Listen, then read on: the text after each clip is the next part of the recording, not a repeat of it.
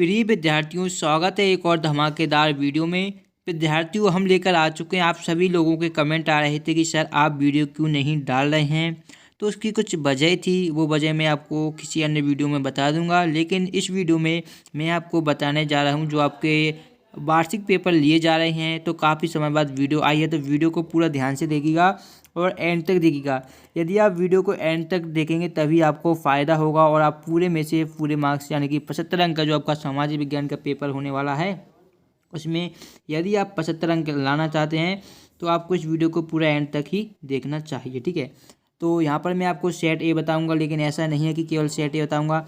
मैं आपको सेट ए के साथ साथ आपका सेट बी होगा उसे भी बताऊँगा, सेट सी होगा उसे भी बताऊँगा, डी होगा उसे भी मैं आपको बताऊँगा। ठीक है, यानी कि सभी सेट आपको बताऊंगा, क्योंकि हम ये नहीं कह सकते कि कौन से ज़िले में किस प्रकार का सेट आएगा। हो सकता है अभी जिस ज़िले में सेट ए आया है उस ज़िले में सेट डी आ जाए या सी आ जाए।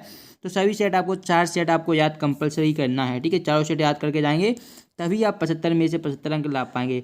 और यदि आपसे कोई कह देता है कि आप एक सेट याद कर लीजिए और उसको लेकर आप पूरे अंक ले आएंगे, तो ये बिल्कुल गलत है। ठीक है, और ये आवश्यक नहीं है कि जो सेट आपको यूट्यूब पर बताए जा रहे हैं वो रियल हो। इसलिए आप ये समझकर कभी भी ना पढ़ें कि जो आपको पेपर बताया जा रहा है वो बिल्कुल रियल है। आप केवल सभी क्वेश्चनों को क्या इंपॉर्टेंट समझकर ही पढ़ें। ठीक है, क्योंकि जो भी पेपर क्वेश्चन आपको बताते हैं वो भी क्या है, अनुभवी टीचरों द्वारा तैयार किए जाते हैं और वो इम्पोर्टेंट होते हैं और एग्जाम में भी आते हैं। ठीक है, अगर 100% नहीं आते तो लगभग 50% से ज़्यादा क्वेश्चन आपके एग्जाम में आते ही हैं। ठीक है, तो ये बातें मैं आपको बाद में बताऊंगा, लेकिन हम सबसे पहले जो क्वेश्चन आंसर है उनको आंसर सॉल्यूशन स्टार्ट करना प्रारंभ करते हैं। ठीक है, बस वीडियो को प्रारंभ करने से पहले वीडियो को लाइक जरूर कीजिएगा, लाइक नहीं किया है, और चैनल को यदि सब्सक्राइब नहीं किया है सब्सक्राइब भी कर दीजिएगा। तो यहाँ पर आपको देखिए ये इंस्ट्रक्शन दिए गए हैं, तो इनको आपको पढ़ लेना है, क्योंकि एग्जाम में ये बहुत ज़्यादा ज़रूरी होते हैं किस किस टाइप से आपको आंसर लिखने हैं। ठीक है, तो चलिए आप क्वेश्चन आंसर देख लेते हैं, उनके सॉल्यूशन भी देख लेते हैं। तो देखिए विद्यार्थियों, सबसे पहले आपके पूछे जाएंगे सही विकल्प का चयन करना है, जो कि आपसे 6 क्वेश्चन पूछे जाएंगे। तो पहला क्वेश्चन था, हमें ही देश के लिए कुर्बानी देने के लिए क्यों चुना गया। ठीक है, कथन किससे संबंधित है, यानी जो कथन यहाँ पर दिया गया है कि हमें ही देश की कुर्बानी के लिए देने के लिए क्यों चुना गया, तो यह कथन किससे संबंधित है हमें बताना है। आपका ऑप्शन आ है बांध विस्थापित से, स्वतंत्रता संग्राम सेनानी से, बीमारी से, या देश की सुरक्षा से। तो इसका जो आपका आंसर हो जाएगा बांध विस्थापित से। ठीक है, सेकंड क्वेश्चन दिया गया था आपका, निम्नलिखित में से कौन सा देश वियना की कांग्रेस में शामिल नहीं हुआ था। तो उस देश का नाम बताना है जो वियना की कांग्रेस में शामिल नहीं हुआ था। आपके ऑप्शन रहे ब्रिटेन, रूस, प्रेशिया और स्विट्जरलैंड।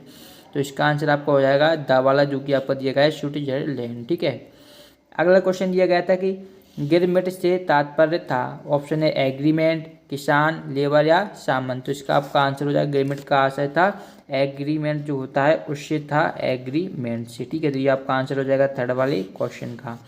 अगला क्वेश्चन आपका दिया गया था, एक बात ध्यान रखिएगा, यदि आप फुल में से फुल का अंक लाना चाहते हैं तो जितनी भी वीडियो में आपको सामाजिक विज्ञान की प्रोवाइड कराऊंगा, आपको सभी वीडियो को अच्छी तरीके से वॉच करना पड़ेगा एक स्टूडेंट की तरह। ठीक है, आप इधर उधर भटकते रहेंगे, कुछ नहीं होगा, लास्ट में आपका नुकसान ही होगा, ये ध्यान रखिएगा। ठीक है, प्रातः श्रीलंका की राजधानी है, तो श्रीलंका की राजधानी आपकी हो जाएगी कोलंबो।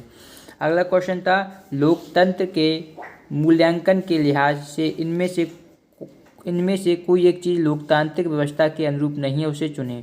तो इसका जो आपका आंसर हो जाएगा वो सवाल हो जाएगा कि बहुसंख्यकों का शासन। अगला क्वेश्चन है जो कि आपका छठा क्वेश्चन दिया गया है कि भारत में इनमें से किस राज्य में 90% ग्रामीण लोग राशन की दुकानों का प्रयोग करते हैं। तो आपके ऑप्शन रहे पश्चिम बंगाल, तमिलनाडु, हरियाणा और इनमें से कोई नहीं। तो इसका आपका आंसर हो जाएगा तमिलनाडु। ठीक है, तो ये आपके सही विकल्प यहाँ पर कंप्लीट होते हैं। उसके बाद आपको जो दिए गए हैं यहाँ पर देख सकते हैं रिक्त स्थान दिए गए हैं। ठीक है, तो इनके भी मैं आपको आंसर बता देता हूँ, लेकिन इनके आंसर बताने से पहले यदि आपने अभी तक वीडियो को लाइक नहीं किया तो वीडियो को लाइक जरूर कर दें। ठीक है, और इसकी यदि सॉल्यूशन की PDF डाउनलोड करना चाहते हैं तो डिस्क्रिप्शन बॉक्स में आपको टेलीग्राम ग्रुप की लिंक मिलेगी, वहाँ से जाकर आप टेलीग्राम ग्रुप जरूर ज्वाइन कर लीजिएगा। ठीक है, अब देखिए पहला दिया गया आपका एल्यूमिनियम का कच्चा माल खालिस्तान है। तो एल्यूमिनियम का कच्चा माल क्या है आपका बॉक्साइड है। ठीक है, बॉक्साइड है। ठीक है, ये आपका आंसर हो जाएगा। सेकेंड है आपका God save our noble king Khalistan का राष्ट्रगान है। तो यह ब्रिटिश साम्राज्य का राष्ट्रगान है। किसका है, ब्रिटिश साम्राज्य का राष्ट्रगान है। तो यहाँ पर आपको लिख देना है ब्रिटिश साम्राज्य। ये आपका आंसर हो जाएगा। ब्रिटिश साम्राज्य का राष्ट्रगान है। फिर आता है प्राथमिक द्वितीयक और तृतीयक क्षेत्रकों की गतिविधि खालिस्तान है, तो ये हो जाएगी आपकी कृषि। ठीक है, कृषि। फिर आपका आ जाएगा विनिर्माण और उसके बाद आपका आ जाएगा व्यापार। तो ये आपको इस क्वेश्चन का आंसर हो जाएगा। ठीक है, अगला है भारत में खालिस्तान पर आधारित सामाजिक विभाजन है, तो ये हो जाएगा आपका जाति पर आधारित भारत में सामाजिक विभाजन है। किस पर आधारित है? जाति पर।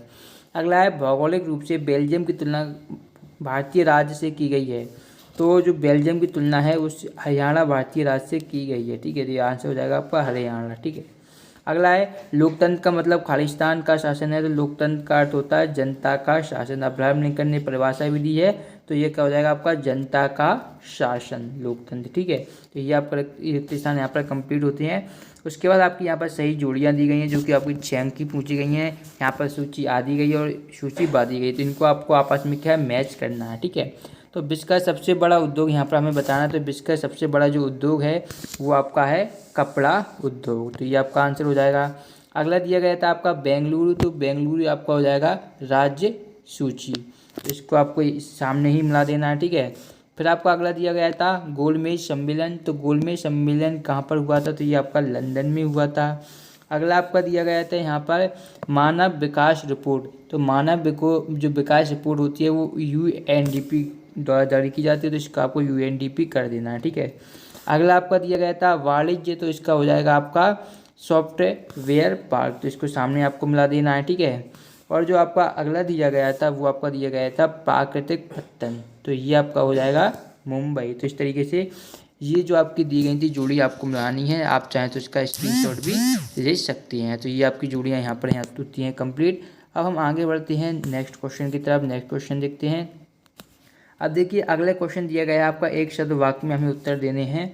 तो पहला क्वेश्चन आपका यहाँ पर दिया गया है कि भारत में पहली रेल मुंबई से ठाणे के बीच चली, इनसे कितनी दूरी तय की थी? तो कितनी दूरी हमें बतानी है, तो इसने जो दूरी तय की थी वो थी इनकी 34 किलोमीटर की दूरी इन्होंने तय की थी, 34 किलोमीटर। ठीक है, यानी कि जो पहली ट्रेन चली थी उनने 34 किलोमीटर की दूरी तय की थी। सेकेंड है महात्मा गांधी ने अपना आध्यात्मिक उत्तराधिकारी किसे घोषित किया था?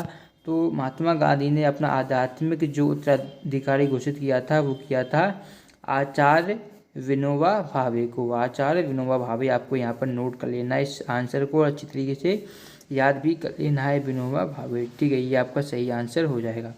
अगला दिया गया था आपका एक लेंगुल के मुहाने पर स्थित प्राकृतिक पोताश्रय का नाम लिखिए, तो ये हो जाएगा आपका कोच्चि का पत्तन। ठीक है, कोच्चि का पत्तन। ठीक है, ये आपका आंसर हो जाएगा। अगला आपका दिया गया था कि धर्म और राजनीति को अलग नहीं किया जा सकता, ये कथन किसका है? तो यह है आपका महात्मा गांधी का। ये कथन किसका है? यह कथन है महात्मा गांधी का, तो ये आपका आंसर हो जाएगा। अगला है विमुद्रीकरण किसे कहते हैं? तो इसकी परिभाषा मैं बोल देता हूँ, आप लिख लीजिएगा। विमुद्रीकरण एक आर्थिक क्रिया है जिसके अंतर्गत सरकार पुरानी मुद्रा को समाप्त कर देती है और नई मुद्रा को चालू करती है, तो इसे हम बोलते हैं विमुद्रीकरण। तो ये आपका हो जाएगा। फिर है आपका अगला क्वेश्चन, न्यू कैसल में ट्रांसवाल की ओर बढ़ रहे जुलूस का नेतृत्व किसने किया था? तो इसका भी नेतृत्व किया था महात्मा गांधी ने, तो ये आपका आंसर हो जाएगा। ठीक है, अब देखिए जो आपका 5वां क्वेश्चन है सत्य और असत्य, तो इसके भी मैं आपको आंसर यहाँ पर बता देता हूँ।